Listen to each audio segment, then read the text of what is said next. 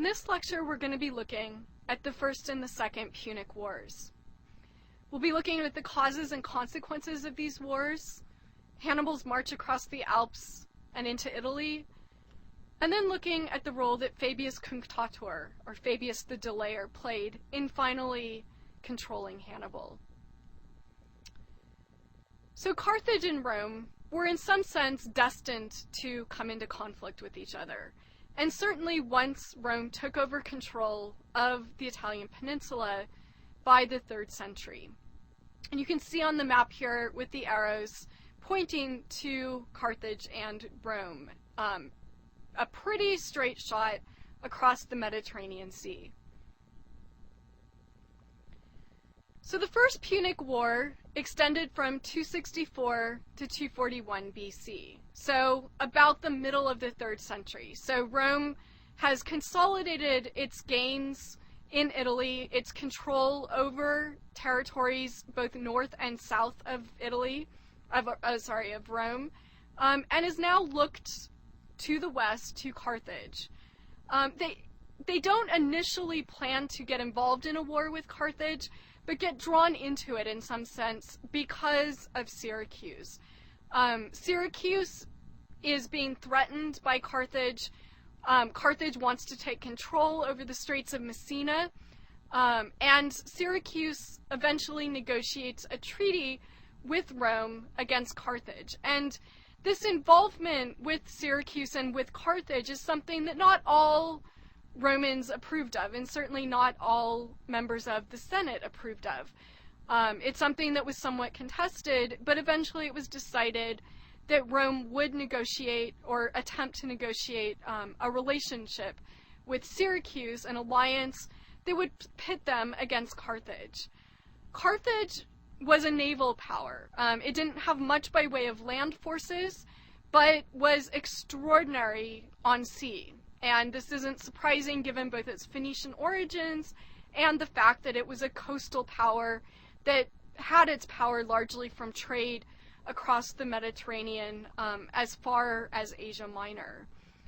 Rome, on the other hand, was a land force. It had very little by way of naval power. It had engaged entirely in land warfare up to this point. But, as I mentioned in a previous lecture, Rome was extremely good at imitating the successes of its rivals and learning from its own failures. One of the things that Rome learns in the First Punic War is how to build a ship. And it amasses very quickly a capable navy. It adapts Carthaginian naval technology to its own uses, but also develops some of its own technology.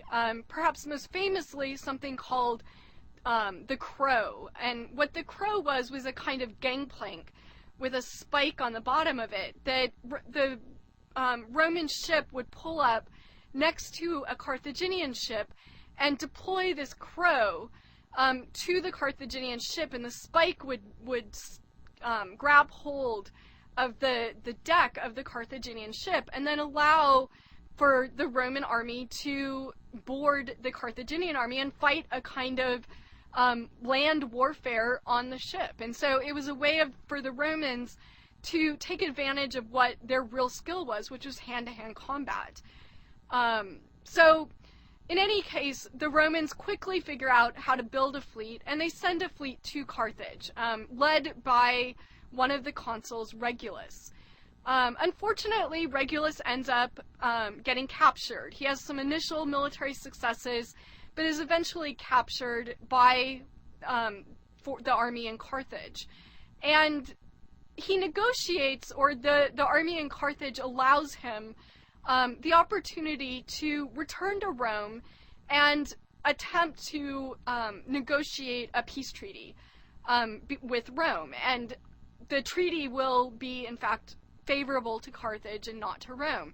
So Regulus takes this opportunity to sail back to Rome, but instead of staying there, or instead of really pursuing, attempting to get the Romans to sell out, he holds fast to his ideals and his sense of virtue he refuses, in fact, to offer any kind of peace deal to Rome, and he returns to Carthage.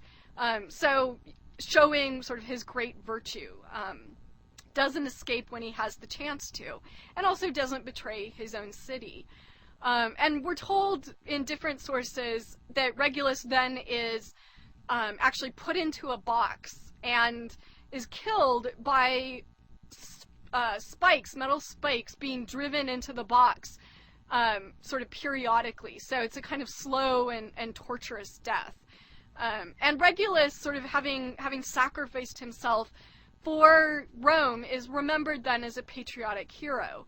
Now, whether or not there's any truth to this is a matter for speculation. It's been suggested that the ancient historians actually just sort of made this whole story up to get over the fact, quite embarrassing and humiliating fact, that one of their consuls had been captured. And on the left-hand side of your screen, just for curiosity's sake, this is actually a metal helmet that dates to the period of the Punic Wars that was worn by a Roman soldier. So it just gives you a sense of some of the equipment that a soldier would have worn. And here we have, just to give you a sense geographically, where Syracuse is. It's over on the eastern side of Sicily, but you can see it's very close to the Straits of Messina and had a great investment in controlling the Straits of Messina.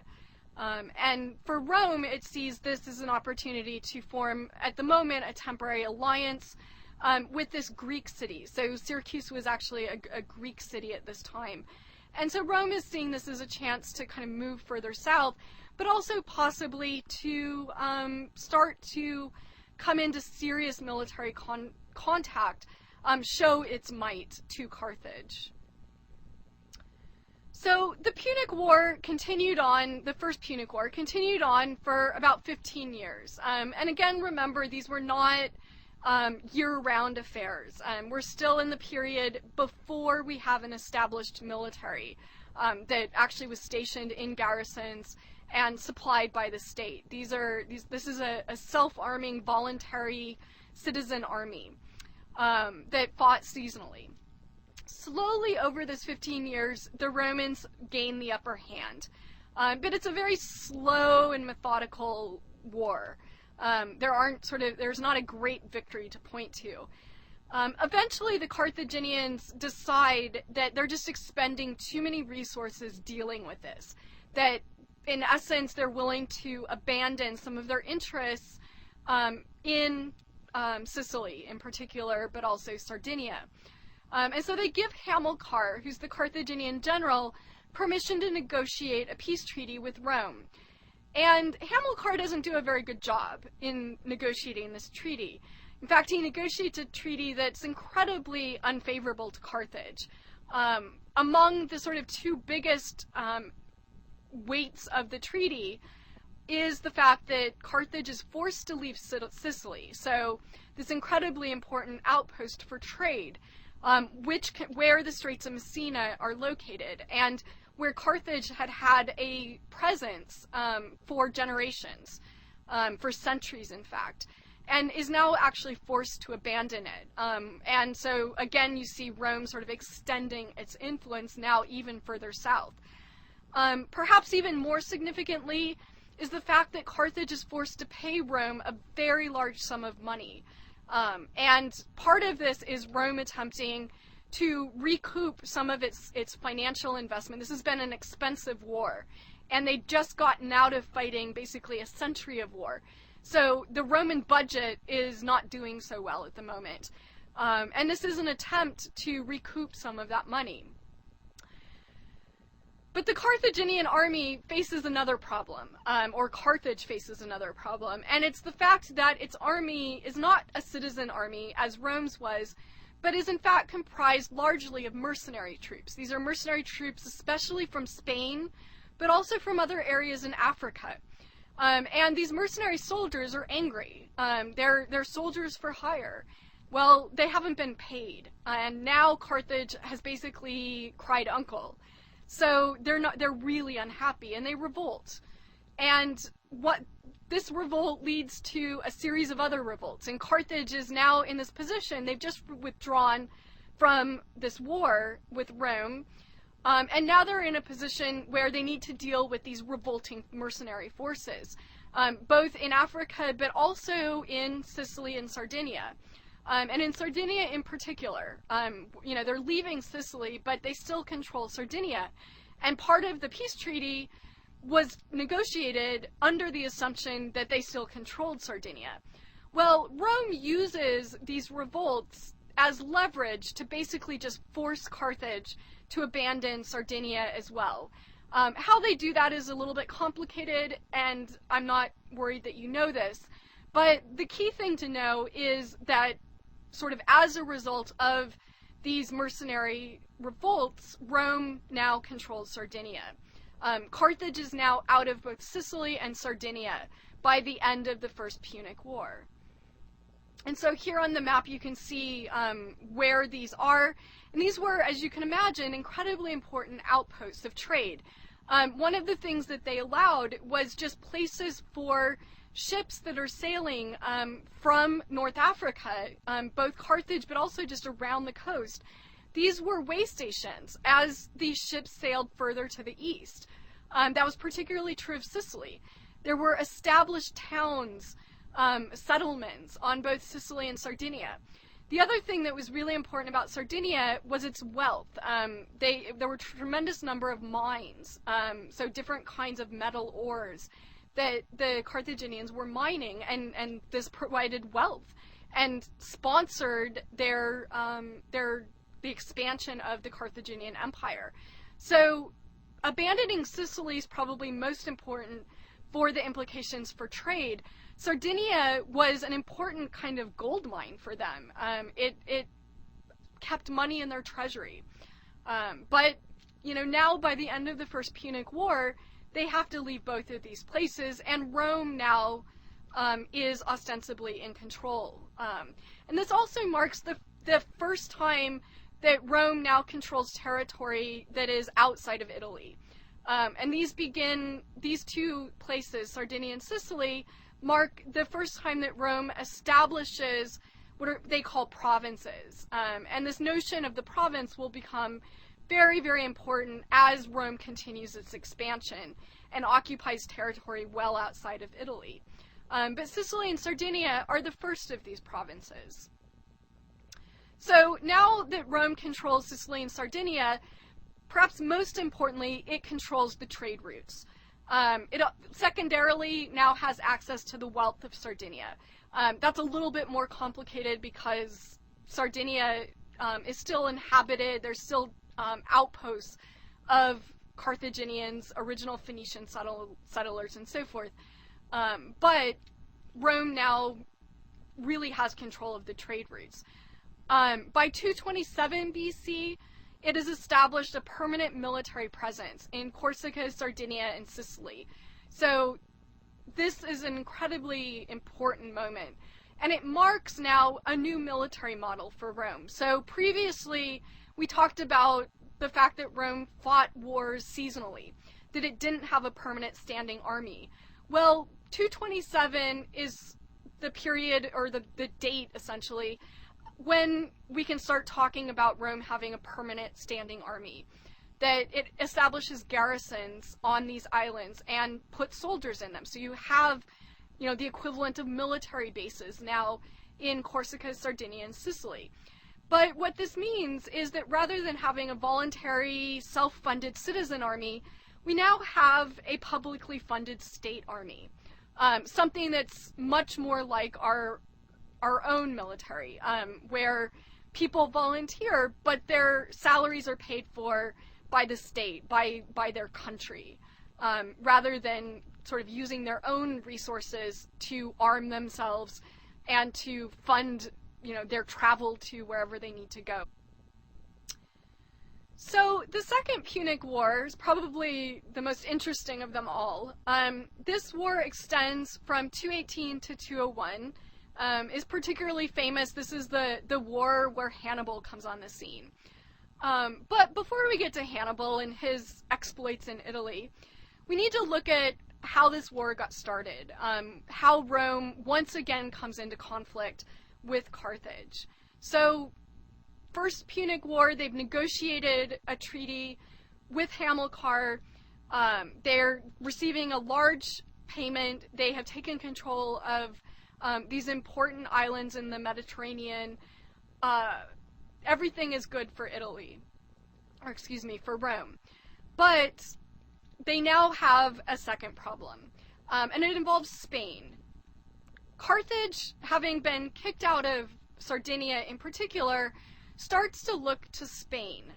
They had always taken mercenary soldiers from Spain, but they're now expanding their interest. They had done some mining in Spain previous to the Second Punic War, but in the period near the second half of the 3rd century, from about 250 onward, Carthage really expands its interests in Spain.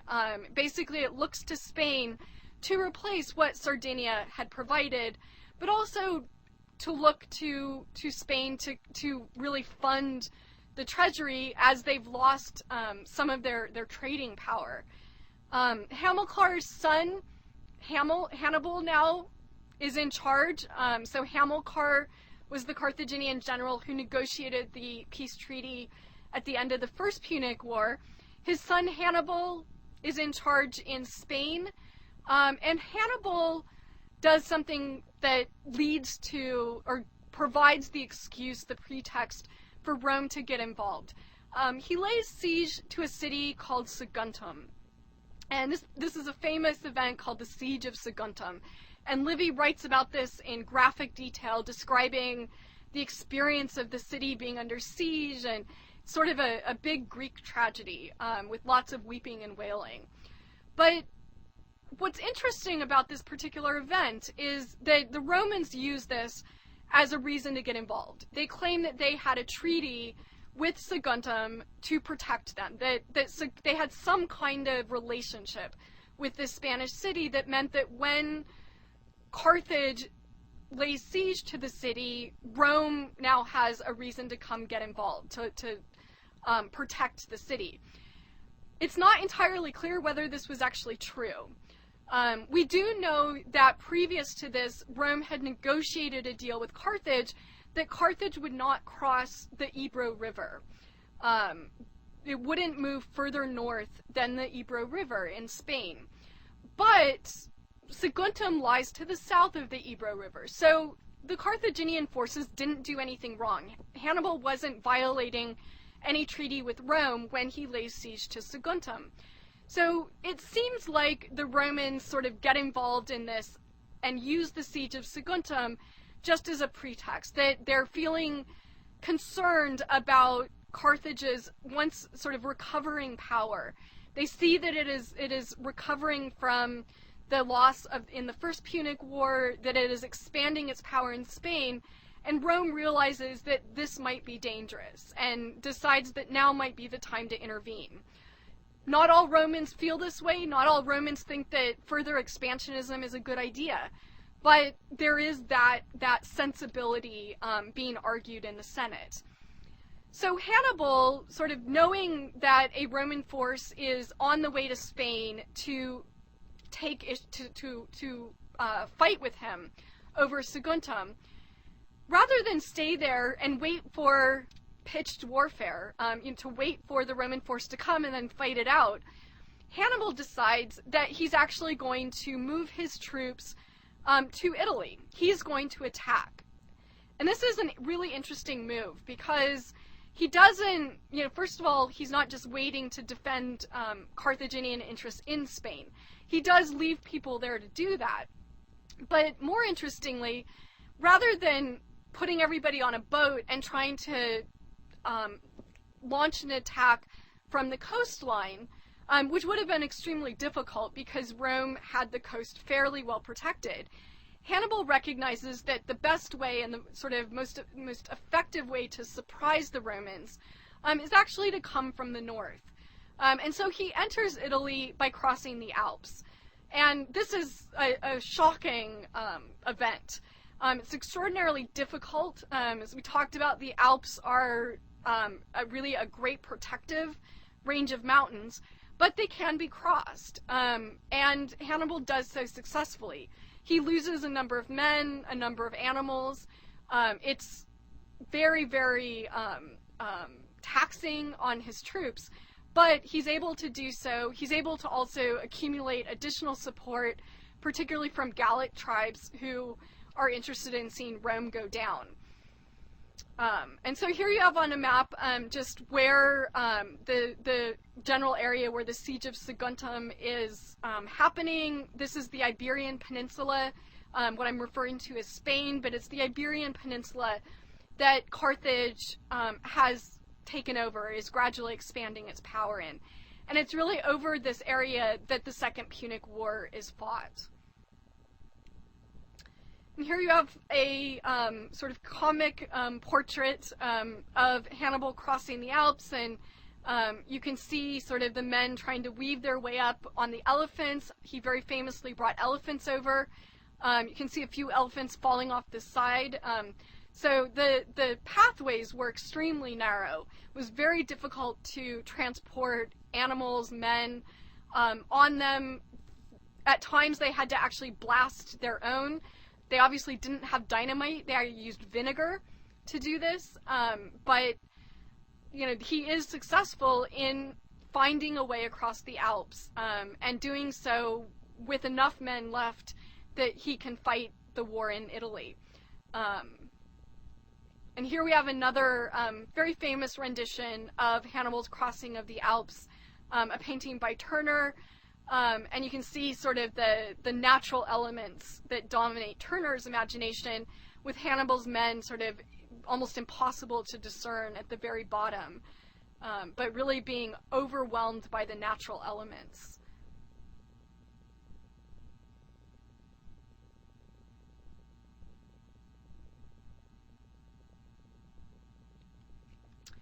So Hannibal makes his way across the Alps and into Italy. And he wages a couple of extremely successful battles against consular armies. So consuls took their armies, they tried to defend Rome's interests in northern Italy.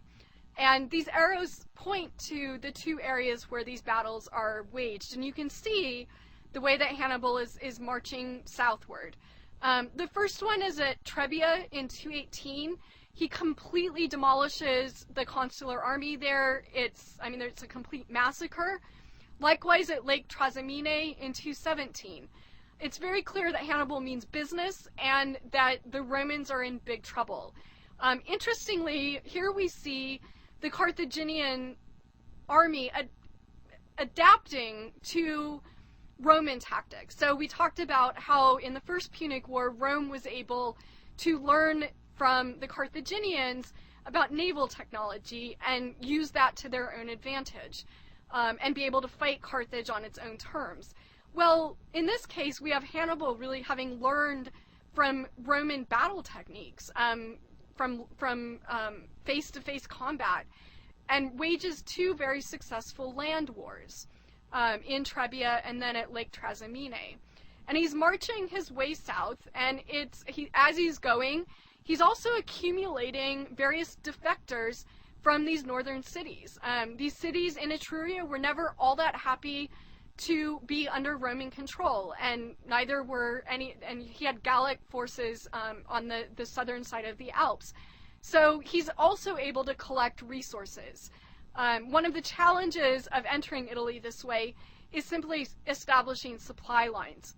It's very difficult for the Carthaginians to do this, but for the time being, Hannibal's actually able to just live off the land. Again, a strategy that the Romans themselves had used. Ultimately, the Romans realize that their typical tactics aren't working very well. A significant number, though, have no idea what to do. Fabius Cunctator, Fabius Maximus, is appointed dictator. It's a crisis. Hannibal's marching south, and after the Punic Wars, parents would scare their kids by saying Hannibal's knocking at the door. It was a real fear for Romans that they were going to come under Carthaginian control. and that Carthage was going to take over all of Italy. So something needs to be done. Fabius is made dictator, but he's not a terribly popular dictator. He advocates a very unique kind of military tactic, what we would call skirmish tactics. So rather than engaging in open combat, he argues for a kind of skirmishing warfare, where you're not trying to fully defeat the other army, you're just trying to do damage. You're trying to prevent them from advancing, and you're trying to protect your own men. The idea here, in part, is to simply allow for the Roman forces to get their act together, to get organized, and to establish supply lines as well. So Fabius advocates these delaying tactics, but these aren't very popular with his fellow consul or with many of the other members of the Senate. And in fact, even though he's dictator, he actually, his master of the cavalry, the kind of second in command, is elevated to be co-dictator. It's thought that Fabius is kind of losing his mind, and that he can't control, he's not going to be able to wage war effectively, and this is going to be the end. But in fact, what happens is that these tactics are quite successful. Unfortunately, their unpopularity means that they're not immediately and fully adopted. And we'll talk about the consequences of that in our next lecture. But here on the right-hand side, you see a statue commemorating Fabius, and in the pose, he's almost posed like the thinker, with his hand under his chin. And this is meant to reflect the fact that he wasn't just a man of action, that he actually was using his intellect to try to outthink Hannibal.